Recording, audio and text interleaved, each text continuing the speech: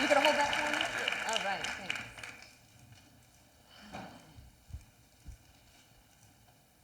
Good evening. My name is John Fulbert, and I'm the interim director of the Institute of Politics here at Harvard University. It's my pleasure to welcome all of you here this evening. The Institute of Politics was established as a living memorial to John Kennedy, and our mission here is to inspire young people to aspire to careers in public service. So it's very appropriate this evening that we have all of you here tonight, and we hope it fulfills our mission in an effective way. And it's a great pleasure for me to turn the microphone over to Mika Brzezinski, co-host of Morning Joe.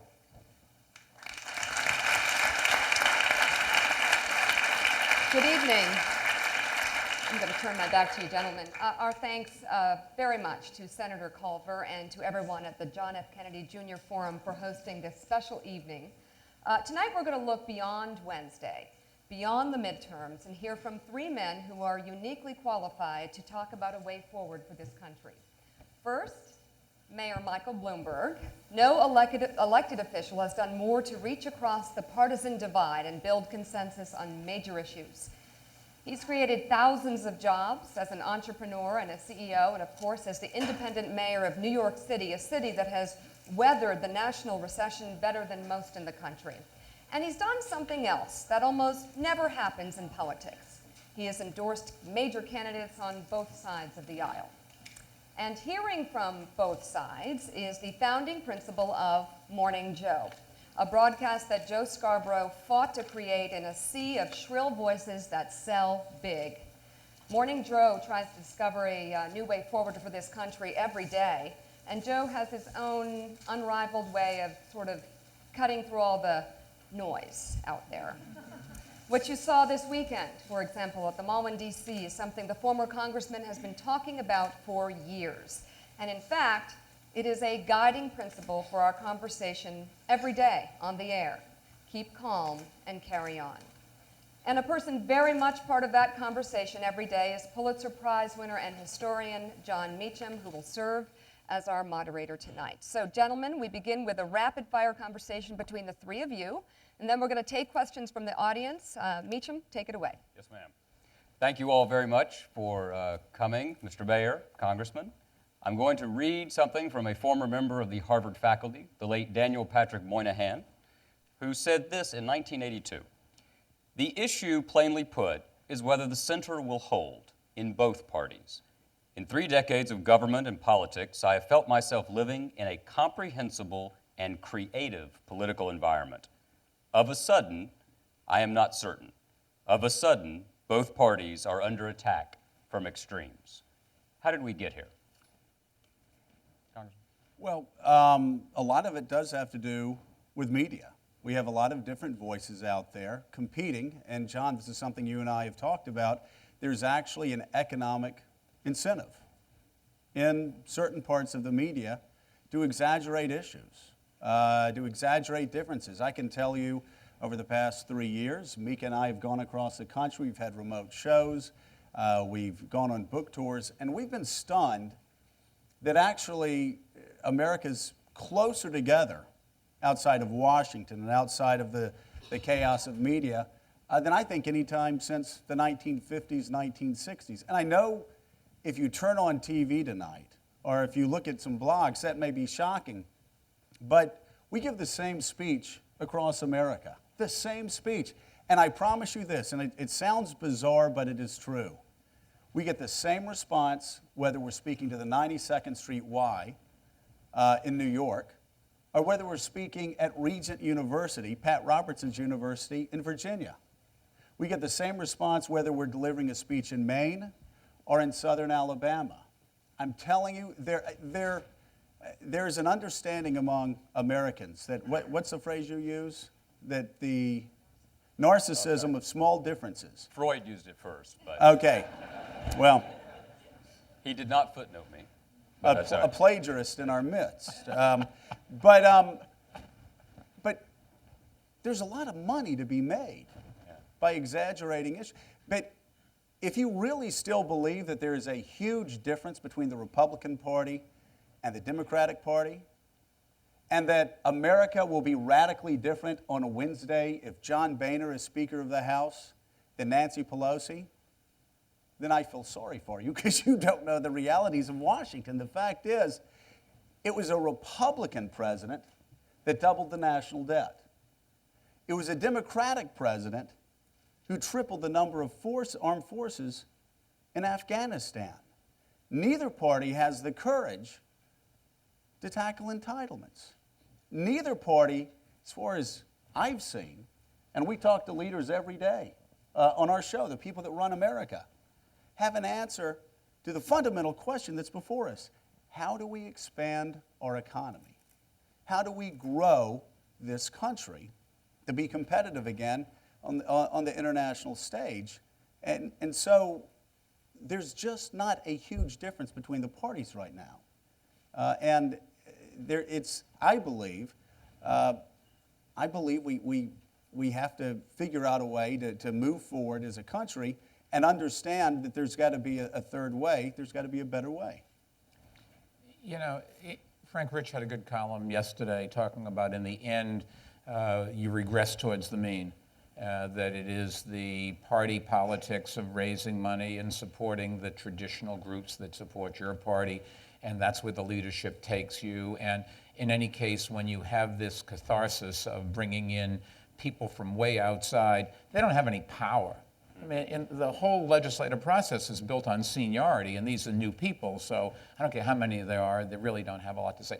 I think the reason that the rhetoric is so diverse or so partisan is partly redistricting. That forces you to worry about your flank.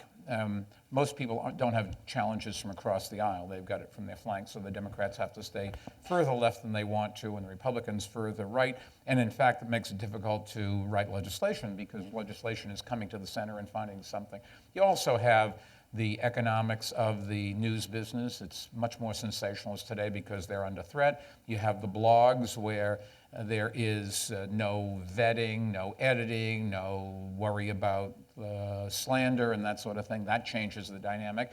And then lastly, you have the 24-hour news cycle. So, you know, somebody sticks a microphone in front of Joe's mouth and says, "Congressman, what do you think about XYZ?" He has no idea what they're talking about, but he's got to come up with an answer right then or he looks pretty stupid. So he says, "Oh, yes, I think we should kill it," or whatever it is. And then he's married to it, and it turns out they were talking about love. I mean, you know. But, you know, yeah. Happens all the time. So, you know, I think you've got to be careful on what is said during campaigns and what's going to happen afterwards. And Joe couldn't be more right. There is not a lot of difference between the two parties. They slowly evolve over time. But the reason you see all of this chaos is the public says, "I don't like what I'm doing," so they throw out the in party. And it is not a referendum in favor of the out party. It is that they don't like what they have and they only have two choices. My press secretary, Stu Loza, said, you know, in the olden days you could pick between two kinds of automobiles, one from Ford, one from General Motors, and maybe three with Chrysler. And then Toyota came in. Well, in politics, you really have one or the other. And this is, I think, the first time in 100 years that you've had a change of control in Congress 3 times in 16 years. It is unprecedented. And John, like we were talking about before on the way up, to understand elections, you obviously look at historical trends. 1994, when crazy people like me got swept in with the torches, we were actually a continuation of the Reagan Revolution in 1980. So what happened in 1980 on the presidential level eventually caught up to Congress. So we were a reaction to middle America believing that Bill Clinton, who had campaigned as a centrist, had gone too far left. But what's happening this year has nothing to do with a lasting trend. You have independents that have moved to the Republican Party, and in 2008 wasn't about Barack Obama. I know that's a shock. It was a rejection. It was a repudiation of 8 years of Republican leadership, bloated, corrupt Republican leadership. 2010 is what's going to happen tomorrow. Is that going to be about John Boehner, Mitch McConnell? I mean, how many of you would like to join that revolution? The Mitch McConnell revolution. Elect me, and my number one goal will be election 2 years from now. No. The Republican Party, my party, has a 26% approval rating. People are talking about my party picking up 55 to 60 seats. I'm not good with math. I went to the University of Alabama, but I will say this. That's a southern state, sir. Southern state. And by the way, South of Liberty. I see a lot of people wearing Alabama colors. Thank you. Roll Tide. But my calculations tell me that a party with a 26% approval rating, picking up 55 or 60 seats, is picking up 2 seats for every 1 point in approval rate. That's pretty damn good. But what does that suggest? It's not about the Republicans. It's not about the Republican Party. So, Mr. Mayor, what is it about? It's about the fact that people are worried. They either have lost their job or much more likely know or think they know somebody who lost their job. They may have lost their house, or much more likely they know or think they know somebody who's lost their house. I mean, if you look at the aggregate numbers, it is a relatively small percentage. Tragic for the people that did, but in the grand scheme of things, we created an enormous number of new homeowners, and 10% of them shouldn't have gotten their mortgages. We just didn't know which of the 100, which 10% shouldn't, and so. But I think they watched for the first time how legislation was written. The stimulus bill, the financial reg bill, and the health care bill were for the first time done by Congress in the glare of public from the beginning. And they said, this is how legislation is written. Before, they knew it sort of came from the White House, and there was horse trading to get it done. But every single issue, they start out with, okay, who cares, and you do this, I'll do that. They were turned off by all of that, and they, I think, are worried that our position in the world is not what it used to be. When you had 2 superpowers, it was easy. The most dangerous thing in the world is one superpower that is wishy-washy. And that's a concept, whether it's true or not, I think a lot of people think that. Certainly a lot of my friends overseas think that. And they just say, you know, there's something wrong here. And every government that comes in promises them a chicken in every pot. And nobody's got the courage to say you're really going to have to make some sacrifice. You know, everybody promises to cut the budget. And without thinking of what that is, the Republicans, as a matter of fact, are running without any plan whatsoever. I mean, if you read what they said motherhood and apple pie, and oh, by the way, you know, you don't have to get pregnant, and right. You don't have to eat the pie, but, you know, we're in favor of all the good stuff. And for the record, Meacham, Yes, sir. that's my platform. Right. If I run again, that's Motherhood my and apple platform. pie. The first one or the second? I mean, it's all of it. It's fascinating. I'm embracing it all. If you think about the promises of cuts to government, 2/3 of the federal budget is entitlements and debt service. Right. Obviously can't touch that. Nobody's going to cut back little old ladies and little old men's benefits. So that's not going to happen. And out of the I'm against that. Go right. ahead. And then but out of the other third, half of it, 1/6 of it is defense. We're not going to cut that back. Okay, so you have 1/6 of the entire budget to do everything else. What are you going to close down highways and air traffic control and the FBI and education? Can't do that. So all of these promises are just total pandering, and the press plays along, and nobody stops to think. And the most annoying thing is nobody holds anybody accountable afterwards for what they promised. You just use a key phrase. Nobody stops to think. Yeah. Now, a lot of people out running an election campaign right now and facing the voters tomorrow would say, you know what, it's very easy to sit in New York with some small bank account in your personal control, a little bit more than Scarborough and I have. Yep. And Okay, 20 billion. Okay, more, that's but all right, who's that's all right, counting? that's all right. Go ahead. Uncle Mike, we call it, hopefully. All right, here's the mayor of New York City, a billionaire mayor of New York City who has driven through a third-term bill that you've run the city, and it's very easy to sit and say, you know what, I'm right, you all are wrong. Joe, it's easy to sit, someone might say, on the set of a television show, despite the fact that you've been in the arena, and say, you know what, here's how to do it. What do you say to critics who say that you're on the sidelines throwing spitballs at this point? Well, he's done it. New York City, we've done it. We're not perfect, and the solutions for New York City aren't necessarily what's appropriate anyplace else, nor are they the final answer in all of this. But the courage to stand up, and I think Scarborough said it best, nobody's got the courage to stand up and say, we cannot keep doing what we're doing. Everybody promises, but not the specifics. Last time anybody really promised specifics, maybe it was Newt Gingrich's plan. There was some specifics in that, in all fairness, and it didn't work out so well, incidentally. They shut down the government for a while, and then a few years later, they all got thrown out. Balance the budget 4 years in a row. Okay, Reform welfare. Don't get me started. You did it with a Democratic president, as I remember. And that's, you know what, that's actually an enduring message. Because when I went up to Washington, I loathed Bill Clinton. I could not stand watching him on the television. I'd be like, I feel your pain. I'm like, he's lying. You know he's lying. But we got up there, and I actually felt bad about that.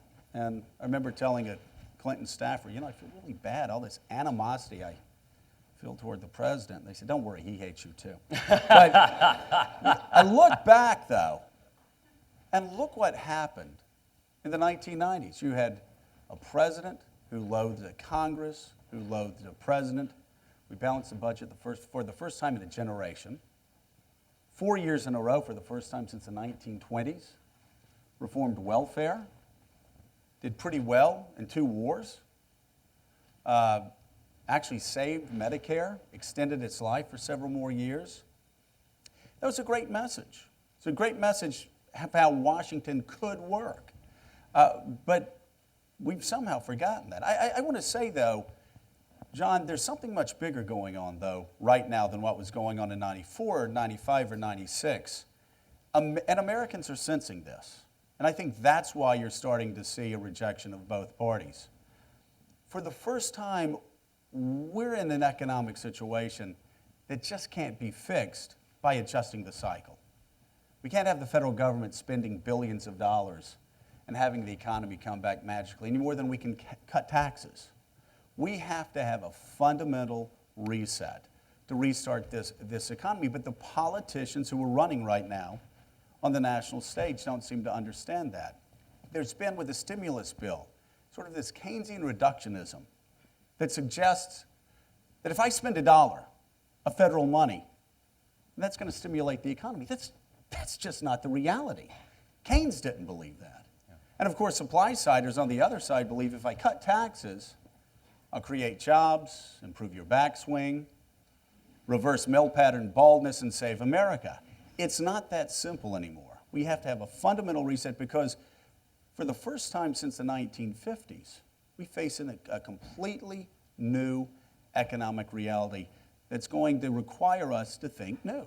We have a healthcare system that's going to bankrupt us, that provides worse care than they get in Western Europe, where they spend less than half of what we do. Nobody's willing to take a look at why the expenses are so high, or at least they are not willing to do what you need to do, and they're not willing to question whether we're providing the right care, and if we are not, move the care from where it's given to where it maybe should be. Immigration. The country has 11 million odd people here who we really need to keep our economy going. As a matter of fact, the Social Security auditor or actuary said that if you were to deport the 11 million undocumented, which is literally impossible to do, but if you did, Social Security go bankrupt 6 years earlier because they pay into Social Security, but they don't get any benefits back from it.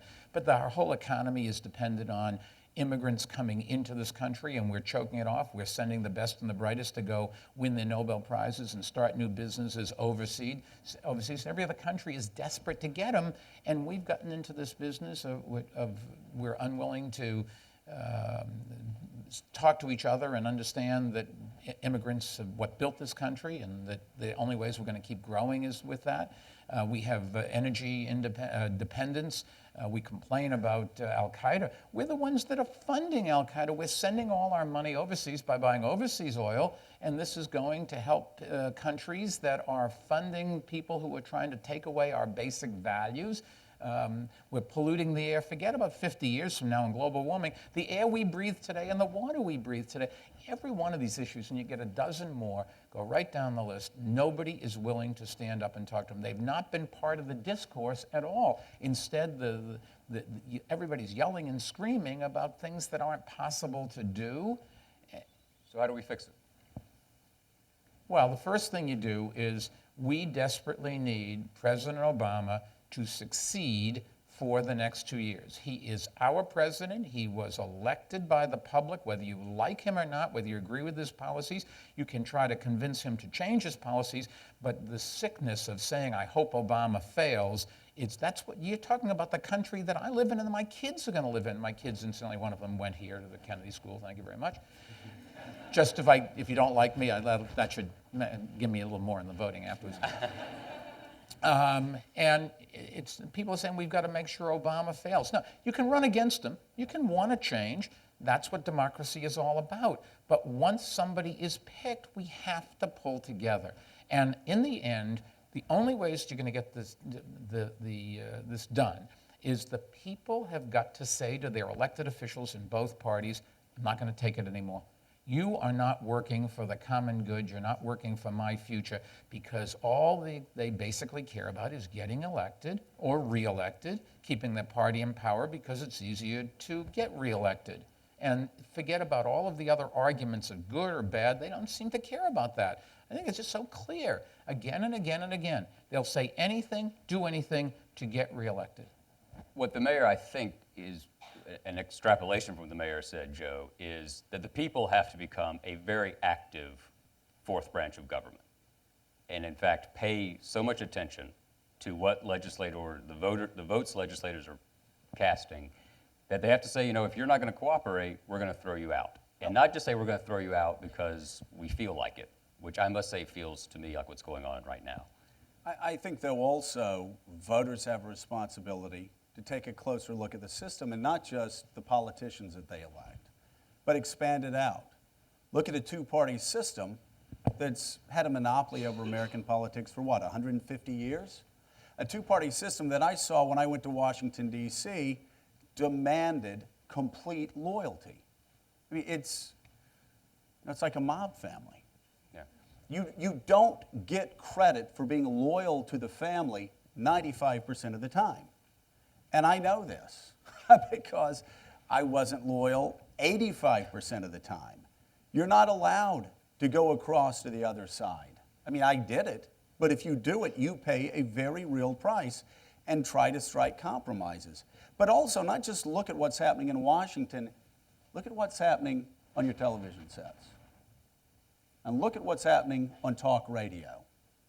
And understand, when somebody tells you to cheer against a president because he's not a member of your party, then this person is doing something inherently destructive. And this has been going on. I know most of you probably weren't even born in 1992. It's sickening but true. But, or you were playing T-ball in 92. I don't know. But this all started in earnest in 1992. The day Bill Clinton was elected, Republicans immediately started to try to delegitimize him. For 8 years. So what happened?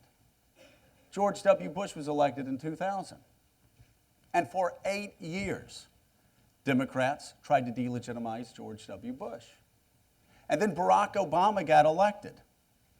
And the day he got elected, Republicans started to delegitimize George Bush. Now, I saw some people here going, yeah, but George W. Bush deserved to be delegitimized. No! That's the old way of thinking. Seriously, it's stunning to me that Rush Limbaugh would say, I saw you doing that, by the way, that Rush Limbaugh would say that he was cheering against the president. Let me tell you something. I would be hard-pressed to find many things outside the area of education that I agreed with Barack Obama on. But I want him to succeed. I grew up with a grandmother that I saw not cheering against the President of the United States, but praying for the President of the United States, praying for her country. And let me tell you, I saw her even praying for Jimmy Carter. And if you can pray for Jimmy Carter, Mika Brzezinski, No. you can pray for anybody. I kid because I love. But this is a vicious cycle. It's a vicious cycle, and voters are the only ones who will be able to break it. The sometimes, and since we're at a university, not the university, I know you all think that, but Are we about to hear about Swanee? no. This is the which we think of this as the Sewanee of Cambridge, Massachusetts. Oh, okay. The key thing about the historical cycle, it seems, is that exactly what Joe just said. That for 18 years, we've had presidents who have faced significant forces within the population that simply wanted to drive them from office or did not believe they had a legal right to be there. That is a different thing in terms of the nature of Cold War partisanship than we saw through the Cold War. It's a symbol, it seems to me, a vivid symbol of why the rest of Americans feel that the system is hopelessly conflicted and hopelessly really feeding upon itself. So the numbers are 34% of Americans call themselves independents, 33% call themselves Democrats, and 29% call themselves Republicans. Why do the 34% put up with a system where the 33 and the 29 control the terms of the conversation and the terms of the future of the country? Well, you know, if I said to you the most important thing in voting for somebody was how well they dressed, you would say, oh, that's ridiculous. What's the difference how well they dress? I care about the issues, what they think, how they're going to vote, run the government, whatever. And yet, belonging to a party is about as important as that. And the Founding Fathers didn't want political parties. I mean, that was the beginning. I have plenty of acquaintances, casual business friends in government. That's the only thing they decide, oh yeah, you're right, your guy is much better, but I'm going to vote for the one in my party. And the guys in the middle, the independents, are much more rational. They will take a look and in the end say, well, you know, the independent guy in the middle, how is he going to get or she going to get enough votes? I pick the lesser of the two evils. And I think a good example was what happened in the UK. Everybody talked about the Liberal Party. In the end, the Liberal Party did help Cameron form a government, but they lost 5 seats when all the focus was on them. The history of third-party candidates is not good. Now, everybody says, you know, that doesn't mean you can't do it in the future. And I suppose there is a point at which the public gets so upset that they say, I'm going to pick the third party. And I think actually a third-party candidate could run the government easier than a partisan political president, because the partisan political president has, yeah, he's got half of the votes, but he can't get the others, whereas the guy in the middle may very well be able to get enough across the aisle. You don't hurt your party by making that person work. Look, in the end, government is all about the executive. The executive's job is to pull Congress together, find some ways to do that. That's President Obama's got to do that, and that's what he's got to focus on in the next 2 years. What I would do if I were him, every weekend I'd play golf with some different ones. I'd have dinner with different ones. I'd keep working and trying to find some ways and going out and talking to their constituents. And don't say bad things about them, say good things. The president's message should be, you know, the Republicans aren't voting for the legislation that I champion. I know they're well-meaning. I've got to work harder to convince them to do this. That's the ways you do it in business. You don't go and mention your enemy's name. You don't vilify. You don't give your enemy credibility or your competitor. You go and you try to shame them into doing it, because we all have to work together. And whether it's the governor or the president or the mayor, in every legislative, in every government, it's the executive's job to pull the legislature together. You are a rare creature in that you are a monumentally successful businessman, and you've now spent nearly a decade in the arena actually governing. A lot of businessmen think they should be governing, and a lot of people who are governing would like to be in business. But what was applicable from building Bloomberg to governing New York City, and prospectively, just to anticipate a question in a moment, to a larger arena, perhaps? Well, I would say the difference between government and business is one's a dog-eat-dog world and the other is just the reverse. But, you know, they still have, people want recognition and respect. In some areas, they can get paid in more salary, bonuses, whatever. In others, they get paid with the satisfaction of doing good and that sort of thing. We don't have enough accountability in some businesses, although in the end, the capitalistic system takes them out of their misery. In government, we don't have enough accountability, and the difference is that nothing takes them out of their misery. Government goes on. Governments never go out of product lines. So in business, you would take monies from an area that's not working and move it over to areas that are working. In government, you take monies from areas that are working and move it to areas that aren't working, because all of the people that are getting a good service don't ever man the steps of City Hall holding signs, kill Bloomberg, kill Bloomberg. They go over those that aren't getting a good service or that are working in a service that's not functioning and they're worried about their jobs. That's where all the political pressure is, and the legislature just responds to wherever the most impact on their reelection is going to be. Now, Joe, you've been successful in politics and now phenomenally successful in the media. Phenomenal. And so, well, here we sit, my friend. We need to bring him wherever we go. Go ahead. Here we sit. What have you learned in both those spheres that you think should be applied to fixing our politics and governing in a better way? I think we've already talked about it here tonight, that one of the greatest obstacles for progress in the United States today are political parties. I learned it in Washington, D.C., where I tried to pass a long-term health care bill through my committee that I was chairing. And it took me about 2 years to figure out that my Republican staff was undercutting me. And I ended up having to fire every one of them and brought in a new staff of Republicans and Democrats and independents who would actually work with me. And we passed a long-term health care bill that President Clinton signed. And that happens time and time again. I cannot overstate the exaggerated partisanship in Washington, D.C.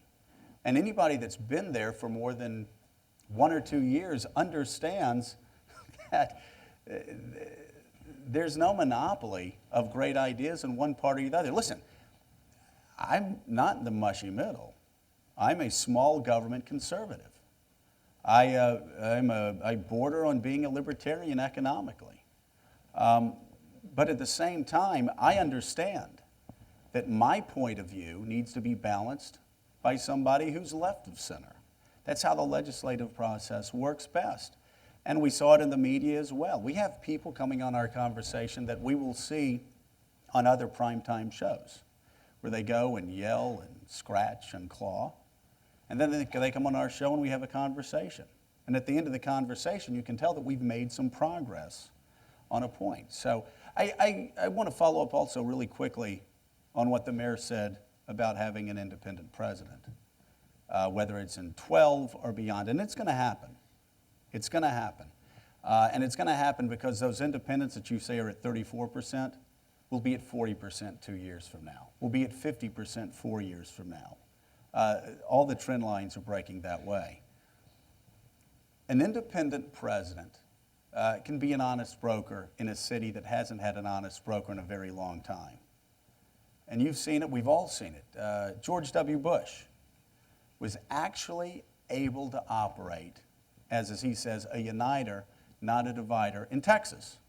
He had a Democratic lieutenant governor, and they actually got things done in Texas, and he thought he could do that in Washington. And it didn't quite work out that way. Barack Obama, I can't tell you how many Iowa Republicans came up to me and said, I'm really excited about this guy.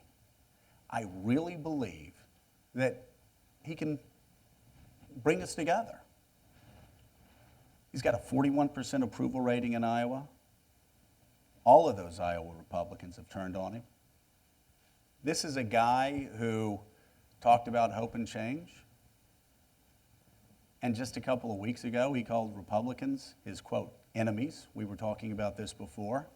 And I would just suggest there is something inherently broken with Washington, D.C. that takes men and women that come to the city believing that they can reach across the aisle only to find out there's a permanent divide. And that's why I really do believe the more independents that get elected there, the more we're going to have an ability to move this country forward. Arguably, there are two ways forward. One would be within the current system, both President Reagan and President Clinton had lower approval ratings nationally than President Obama does this October, in both those Octobers. So there is a chance, as you said, for divided government to make a difference. And by the way, divided government certainly worked for Bill Clinton, and I'm hopeful it'll work for President Obama as well. The other way forward is a more seismic shift, which brings us to you, Mr. Mayor. Are you running for president? No. Have you maybe thought about it occasionally? I think every young kid back when I was a Okay. Boy Scout was thinking about that. The boy, when you were in Medford, you were... Civics 101, 102 in the 7th grade. I think that was the last time. Well, I think a lot of people, I suspect, in the audience, and I certainly am, are wondering whether we're looking at a ticket here. Alphabetical? To go see a Yankees game. Right. Yeah. We were at the Yankee game together. More people wanted him to sign baseballs than Yeah, me. not true, not true. Would you have the means and the experience to actually get on the ballot around the country? Yeah, Not- getting on the ballot is not the issue. The issue So is... that you've thought about maybe. Well, I have a few... No, but I mean, other people have written that. Number one, I asked for 4 more years. Right. And I've always respected Hillary Clinton. When she ran for re-election, she was asked, if you get elected, will you commit to serve full 6-year term? And she said, no. If that's the decision point, you should vote for the other guy. And I asked for 4 more years, so, I'm sort of inclined to do it. Now, they say, well, your country needs you and all of that, but I take some of these things seriously. Number 2, I've got a better job. I mean, I've got a great job. New York City is, it's a city with its own foreign policy. It's a city with its own army. We're the most diverse country in the world. We actually do things. All kidding aside, mayors, if you want to go into public service and you can pick one job, be the mayor of a big city. You're held accountable. What you want to do, when you try to do it, you find out whether it works or not virtually instantly. You can make a difference in people's lives. It's where the rubber meets the road in government, doing what government's supposed to do. Life expectancy in New York City has gone up 1 year and 7 months in the last 9 years. Think about how many man years that the people of New York who've gotten together and the government together have added to society. Nobody else has done that. Bloomberg lived longer. And I like that. Now, No, but you can move to New York City if you want to live However, longer. and let me Security say, rules. Nope, let me sorry. say on the other side, if you do want to make a difference, become a mayor.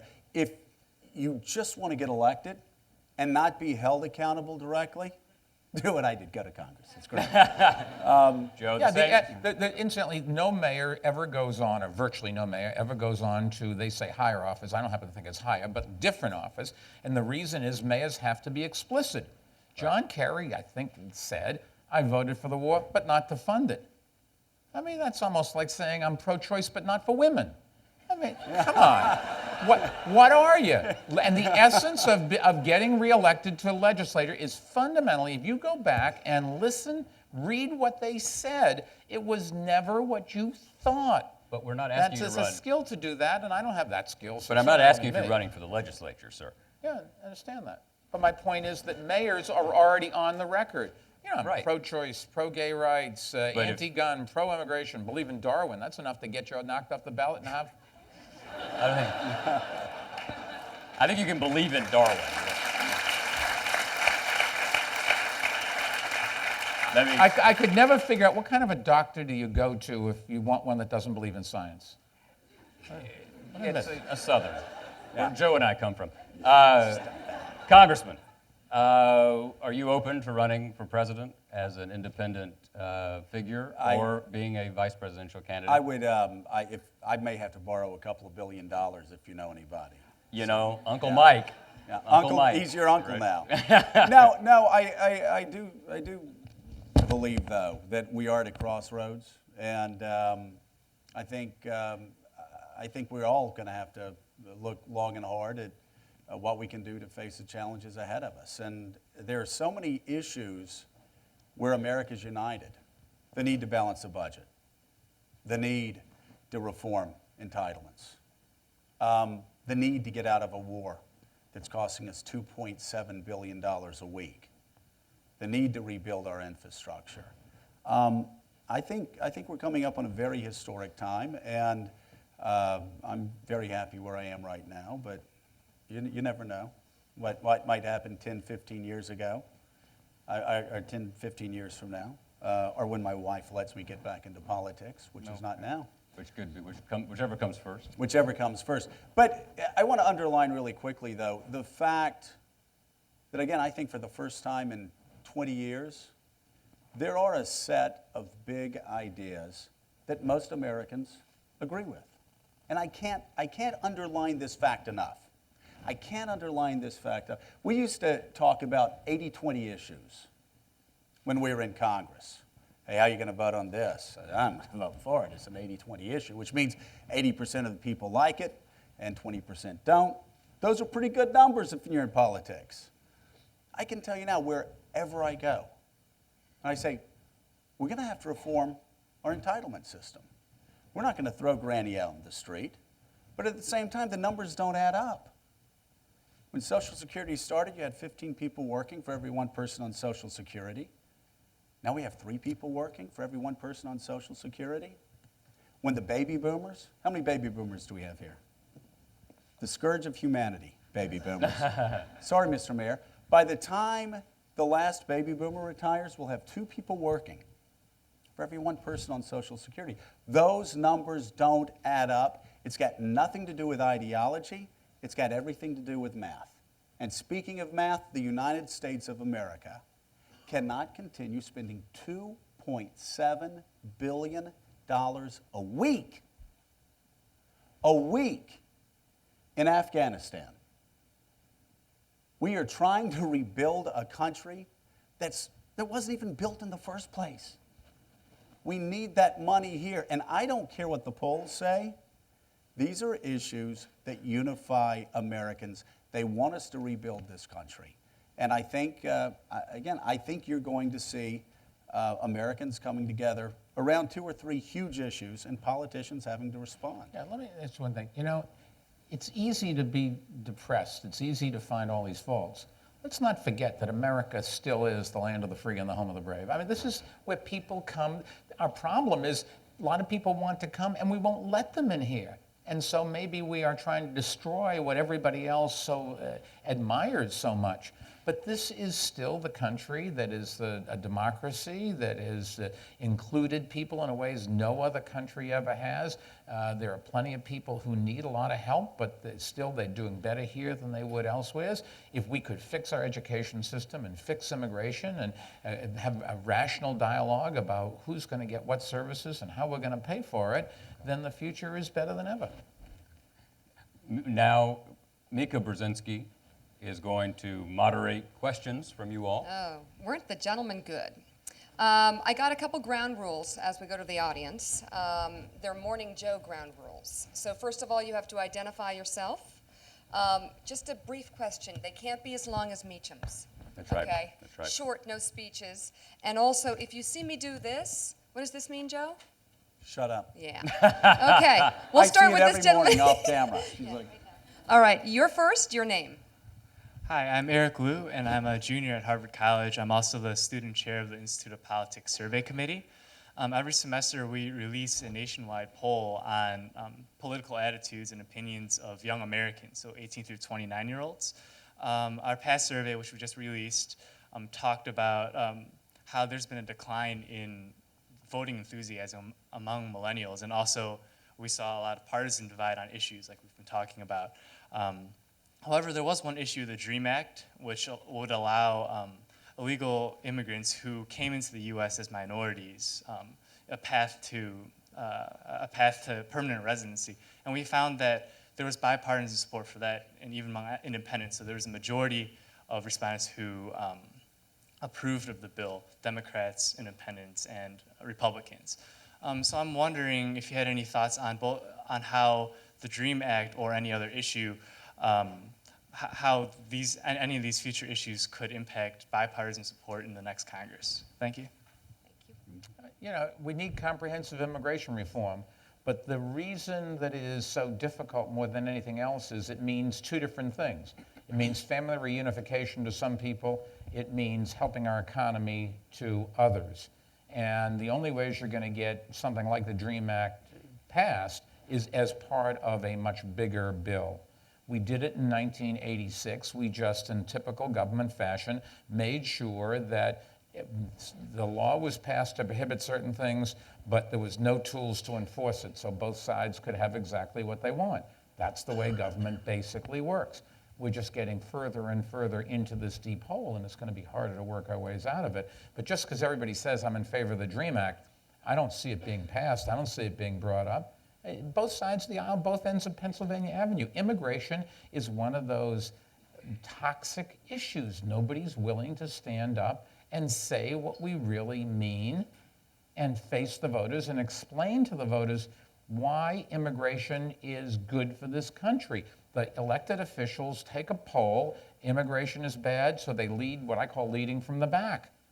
I mean, it's like this issue on somebody wanted to build a place of worship close to the World Trade Center.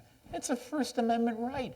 And all of a sudden, it was hard to find anybody. He was one of the few people that stood up and said, this is the First Amendment. What do you mean? If you want to build your church or temple or synagogue or mosque or whatever, if you want to pick who's going to lead it and what they're going to say and where they raise their money, then you got to let the other guy do it. And somebody did some polls and said, do you want terrorists living 2 doors away from you? Oh, no. You see, they're against the mosque. And I mean, there's no leadership here. But I'm going to say really quickly to your point, as far as young voters being engaged, it's going to happen. And it's going to happen for reasons that have to do with self-interest. The United States had a $5 trillion debt back in 2001. We've got about a $14 trillion debt now. By the time most of you graduate, it'll be 16, 17 trillion. Entitlement programs are going under. For the first time you look at polling, parents don't believe their children will do better than they're going to do. That's the first time that's ever happened. And so it's going to require a new generation of leaders to step up and start acting aggressively because, like I said before, the baby boomers aren't doing it for you. You're going to have to fight for yourself. Next question right here. Good evening. Thank you for joining us. My name is Laura Merritt. And in some ways, President Obama on Wednesday will get a fresh start to wrap his head around something besides elections. My question is, what are 2 things the president needs to focus on to regain the confidence of the country? Good question. Joe. You know, I believe after Tuesday, one of the most important things you can do is set the right tone. I can tell you selfishly, I want to see the Barack Obama I saw in Iowa. I want to see the Barack Obama that made me tear up when I was watching him. I want to see the Barack Obama that made my BlackBerry buzz. It was just going off like crazy. And I kept looking at one message after another. People said, can you believe this is happening? Can you believe this is happening? Iowa. And guess what? All those messages were from my Republican friends. My Democratic friends were getting drunk. But my Republican friends, because they believed for the first time it was possible to elect somebody who didn't look at conservatives like they were evil, who didn't believe that just because you may prefer small government that somehow you didn't hate everybody. I mean, I was inspired by that guy. I want to see that guy again. I don't want to see the guy, quite frankly, that selected Rahm Emanuel as his chief of staff, one of the most partisan people in Washington, D.C. I don't want to see the guy that said to John Kyle 3 days in when they were negotiating the stimulus package, well, guess what? I won. I think Barack Obama is going to have a remarkable opportunity, just like Bill Clinton had an opportunity in January of 1995 to push the reset button and redefine himself and redefine his presidency. And like the mayor, I'm hoping he's going to do it because he's the only president we've got. And we don't have 2 years to waste. We have a question for the mayor from the upper level. Hi, I'm John Soylu from Turkey. I'm a freshman at the college. I have a question for Mr. Bloomberg. As a non-alien resident, I've often been amazed by the bipartisan divide at America. You've been in both parties and now you are an independent. You've talked a little bit about this, but can you talk in a little more depth about the difficulties and the advantages of being an independent? Well, the difficulties are you don't have 1/3 of the people in your pocket. The people in the middle can split either way and tend to look at more than just one position. So if you are in an overwhelmingly Democratic state and want to run as a Republican, you have a very big hill to climb before you can get to an even competition, whether in a state where it's overwhelmingly Republican. The advantage you have is you don't have all the baggage. And if you can get into office, you may very well be the kingmaker. Take a look at how Prohibition came in. It's a perfect example of somebody who used the political process of whichever party was slightly behind, threw a few votes to that person and was able to get them to do things that everybody was really in favor of. But remember, the skills or the structure to get elected are very different than the skills of the structure to govern. And getting elected, having that party behind you is an enormous advantage. A big percentage of the public walks in and just automatically. I mean, I think 25-30% of this country would vote Democratic if Sarah Palin were the Democratic Party candidate for president. And I think 25-30% would vote Republican if Trotsky was the Republican candidate. It has nothing to do with who it is. They just will automatically vote. So then you have this enormous group in the middle, but you still have a big road to hoe before you can get even. And on the presidential level, and this has to be said, there has to be reform. The Electoral College that also. effectively trumps any independent from becoming president. If you're an independent and you're running, you better get 270 electoral votes, or else the party that's running the House of Representatives will select the president. There is something genuinely wrong with that. And then you'd be a footnote. He had the votes, but so what? He's not president. You'd end up being like, Mayor, if you did that, you'd end up being like Al Gore, growing a beard, holding seminars. You'd win a lot of We're awards. moving on to the next question now. But the first president to propose abolishing the Electoral College was someone who had lost, which was Andrew Jackson, because he had lost in the House. How do you remember that? I did. Thank you, Mr. Mayor. Won a Pulitzer Prize on that subject, yeah. But it's interesting that the founder of the modern Democratic Party, the democracy, the idea that the people should be engaged, wanted to get rid of the Electoral College. Hi, my name's Becca. I'm a senior at the college. And I guess my question concerns the pessimism that you both seem to be expressing for the future. You both say that things need to change, but I haven't really heard how you expect things to change. And so I was just wondering if you can maybe express some ideas going forward about how we can bring about some of the things you guys have been discussing. Well, for a start, you don't do anything in a revolutionary way. It's an evolutionary thing. I think the president has got to start being a cheerleader for American industry and a cheerleader for America and explaining to people what is so right about this country. Because unless people have some confidence, they're not going to be willing to make any changes. Then you have to work with Congress and say, look, we have these issues. Let's start making small steps if we can't do big steps on infrastructure, Social Security, health care, immigration, that sort of thing. When you try to do everything all at once, the political process doesn't handle that very well. That's the old joke of you don't want to see how sausage of the law is made. And one of the things happened this time, people saw how the law was made, and they didn't like it. And the health care bill was just too big to do everything. And so in some senses, it was probably the worst combination of things. It had to be, everybody had to have something in order to be willing to vote for the bill.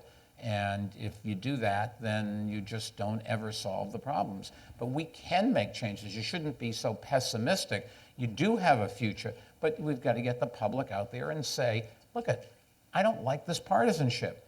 And yes, I voted for you, but next time I'm going to vote for your opponent, and I don't care how good or bad your opponent is. I'm voting against you. And I think that's a little bit of what this Tea Party thing is. It's, you saw Ross Perot's boomlet. John McCain had a boomlet. Every once in a while, people get fed up. One of these times, Joe is probably right, that it will carry on beyond more than just something for the newspapers to play with.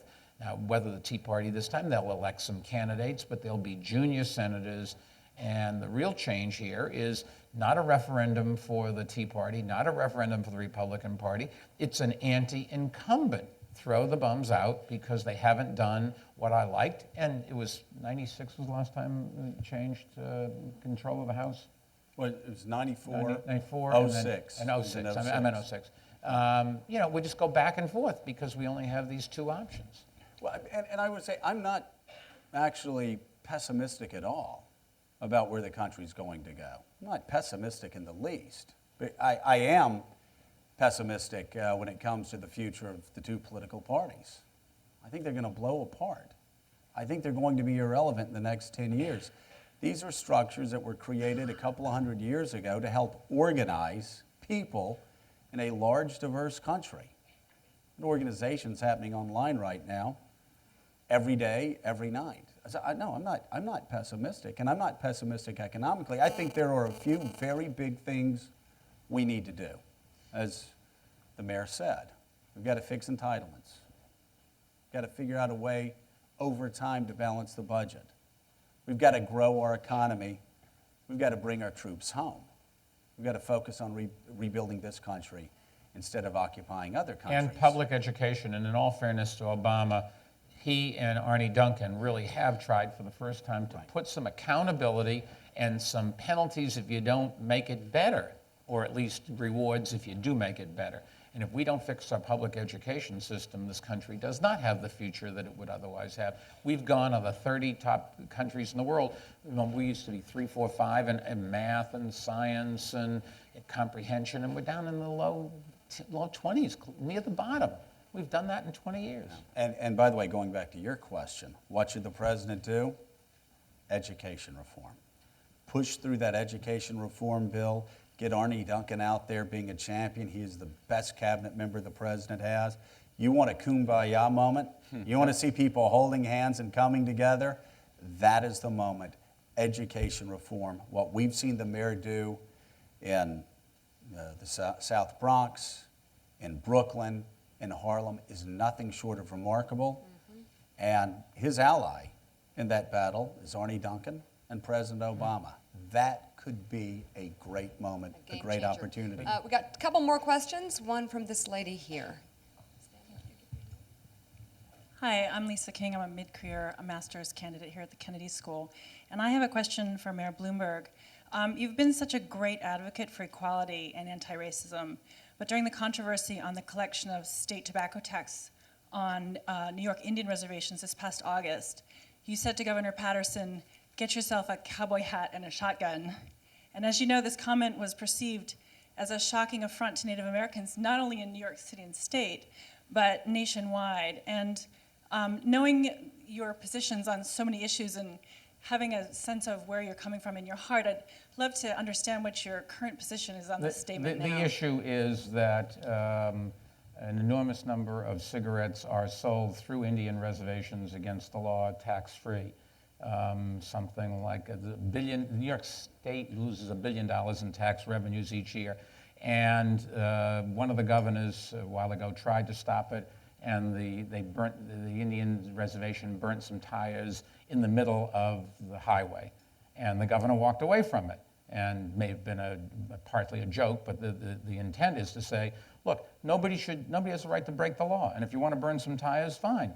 Send in the state troopers and stop it. But we have laws in this country, and people have to obey the laws. And I don't know that there are very many Indians offended. If they were, I apologize to them. Nobody intended to do that. Here was a great moment, however, for the governor to exercise the leadership. He talked about collecting the taxes, and then, of course, like our state, nothing ever happens to do this. I also happen to be particularly concerned about cigarettes. They are going to kill 1 billion people this century.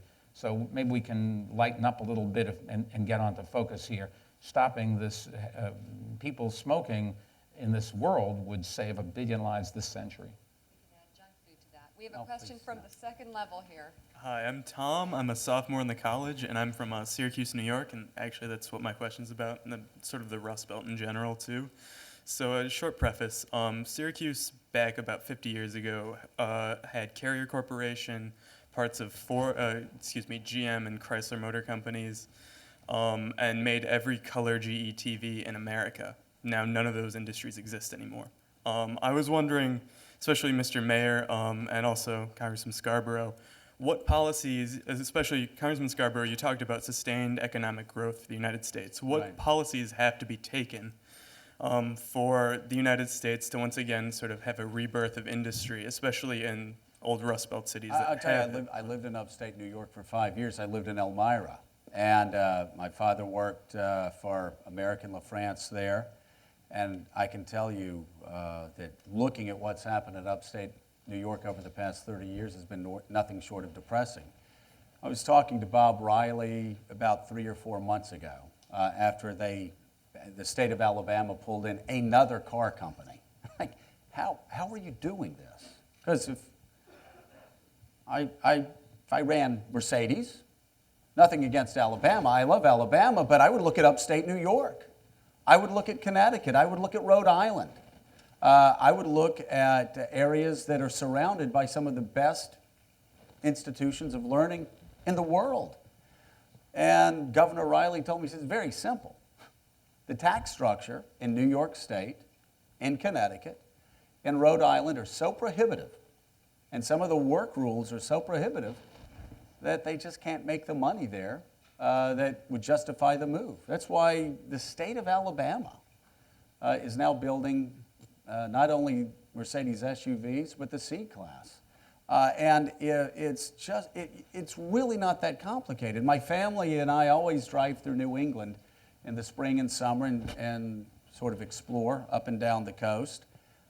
And if I had to take a picture that encapsulated New England industry, it would be a broken out window in an abandoned factory. It's depressing, but the solution is not that difficult. Now, obviously, Mr. Mayor, how you cut taxes for these companies and how you can incentivize them to come in and create the jobs, that's the real challenge. But it has to be done. You know, look, we're trying to blame others. We worry about China and the value of currencies and that sort of thing. You know, in business, I can just tell you my experience. I never looked at the competition. Let's try to do something ourselves. America has these enormous strengths, natural resources, the best higher education system by an order of magnitude in the world, a work ethic that basically, instead of a handful of people being lazy, our work ethic is the envy of the world. We can do so many things. You need to open the borders for immigration. You need to get rid of the disincentives, whether it's the bureaucracy or the tax rates. But companies around the world want to be in the United States. We're the ones that are driving them away. And we've got to stop doing this. People want to build here, but we don't let them build here. Whether it's because we say, oh, well, you know, I know they're not going to move, so let's raise their taxes, because I don't want to say to the public, you want more services, you got to pay for it. No, we'll get somebody else to pay for it. Creating a class society is not what this country was all about.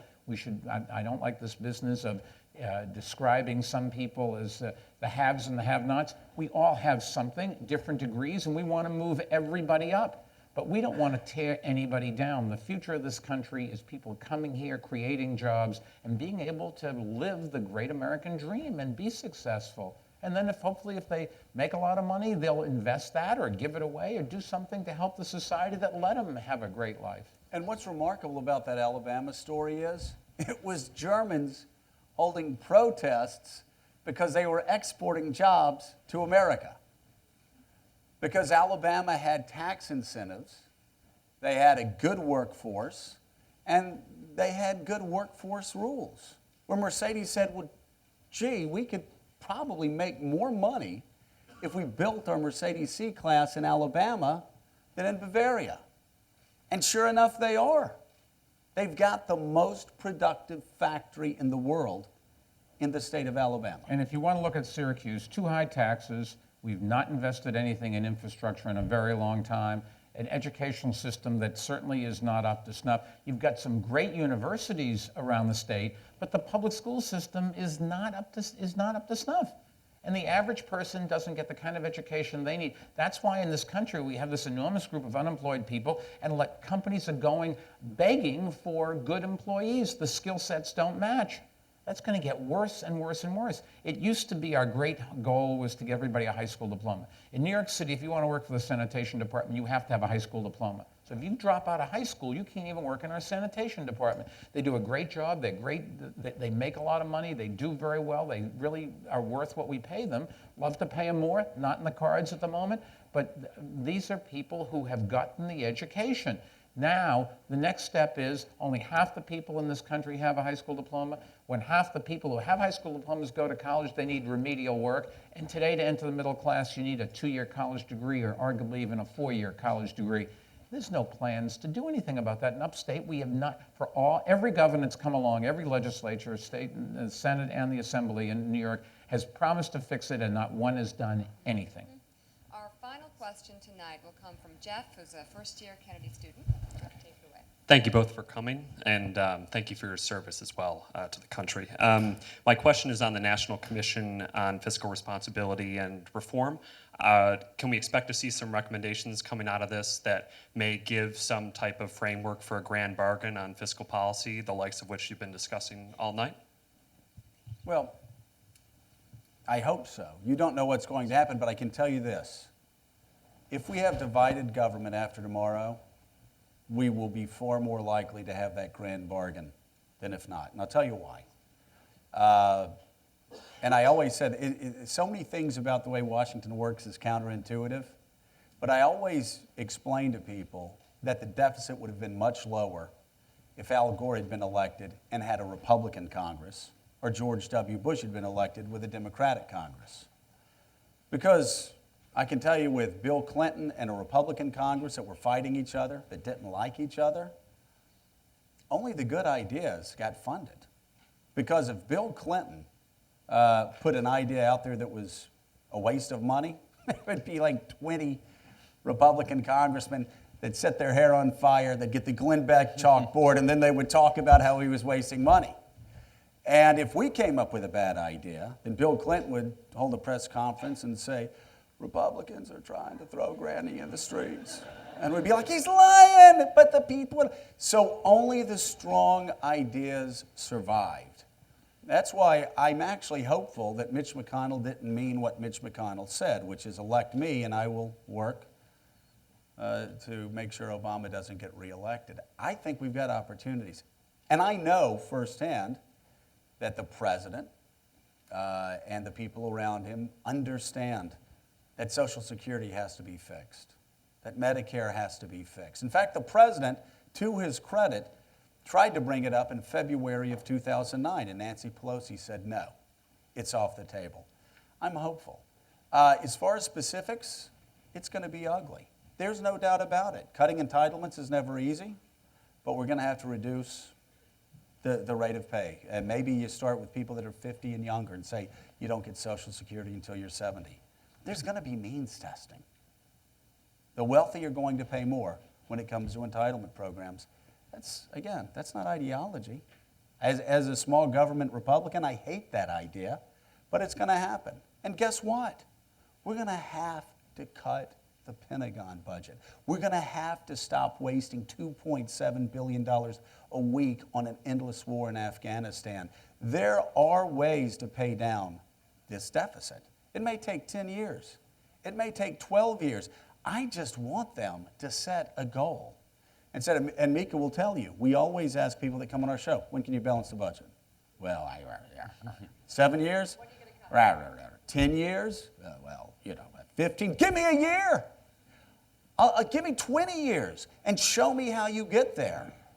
That'll at least allow us to plan going forward.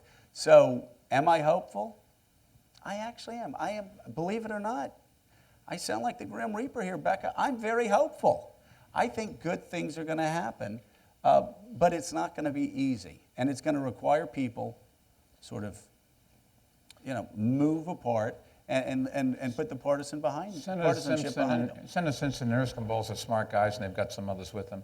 I guess I am more of a believer that the only practical ways out of this, they'll come up with some good ideas, but the ideas aren't hard to come up with. It's the political will to implement those ideas that is lacking. The Fourth Estate contributes to it. If you in government try something and it doesn't work, you're a failure. Whereas in science, you've contributed to man's body of knowledge because you know that's not a path to waste your resources going down, and if you block off a number of them, eventually you'll find the right thing. It's very difficult to explain anything that's complex through the press. The press has to have an immediate soundbite. It's got to be a factoid at the bottom of a television screen to describe the solution to the unified theory of matter. I mean, in 5 words or less. You can't raise taxes because that fundamentally, as Joe said, is going to be too much of a disincentive, and we are in a battle with lots of other countries. It's one thing to say, you know, well, they'll scream a little bit, but so what? But businesses can move, business can move, wealthy people can go to states with lower taxes. Nobody's going to leave. Very few people will give up their American citizenship, but people might not want to come here or make investments here, and it sets a bad tone. In the end, I am more of a believer that we have to grow our ways out of it. And if you take a look, during the Clinton years, we did grow from big deficits to big surpluses by growing the economy. That requires the president's leadership and people pulling together, which is the president's got to get him to do it. That's his job, really. I'm not suggesting he can do it by himself, but we've got to, and so you open your borders, you bring companies in here and people here who will grow our economy, create jobs. In New York City, we created an enormous percentage of the country's private sector jobs with a very small percentage of the population. We've got half of the time I spend talking to our deputy mayors is how we're going to create jobs. Everybody else talks about it. We're going to create green jobs. I don't know what a green job is, maybe planting a tree.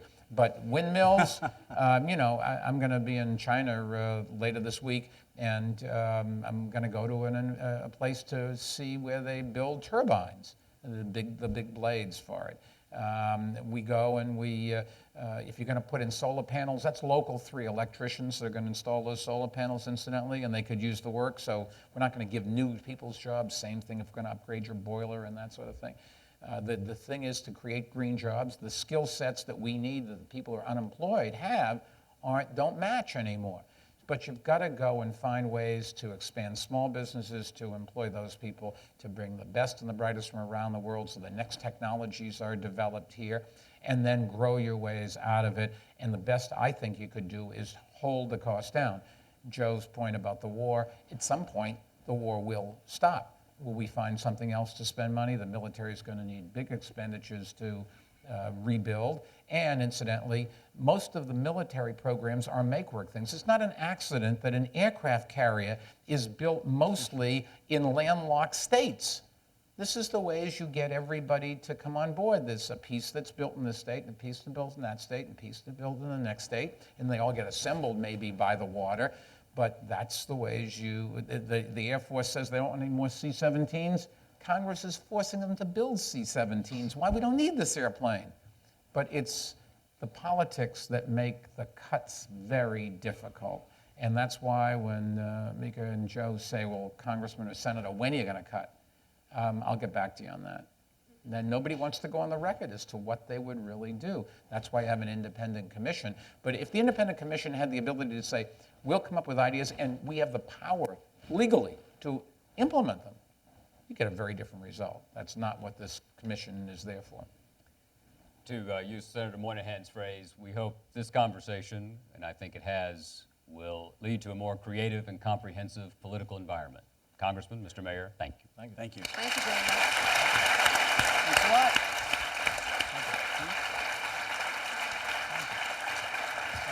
Thank you, John. Pulitzer Prize winner. Thank you. Thanks.